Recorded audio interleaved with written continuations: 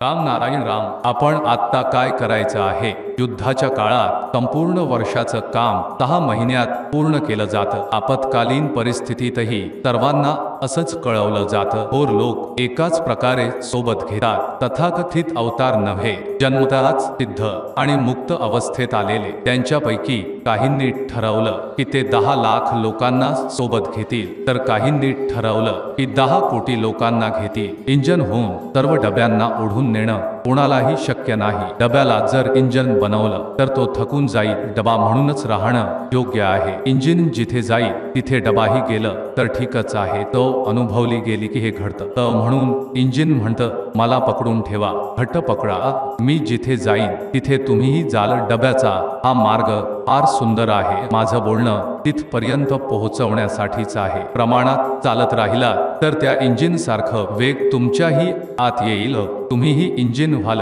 प्रत्येकामध्ये ती शक्ती आहे। हे सृष्टीचा नियम आहे। तिनं सांगितलं आहे, हे काम करत राहा, पकडून ठेवा, तोडू नका। मी आधीच सांगितलं आहे की प्रत्येक कामात अडथळे असतात। ज्या गोष्टी दिसत नाही त्यांनाच विदेही किंवा फॉरेन पॉवर म्हणतात। त्या नेहमी थेट अडथळे आणत नाहीत, पण अस्वस्थता निर्माण करतात। या प्रवाहात अडथळे निर्माण होतात कारण एखादी गोष्ट जी 21 कोटी वर्षात घडावी ती जर 21 दिवसात घडू लागली तर अडथळा येणार।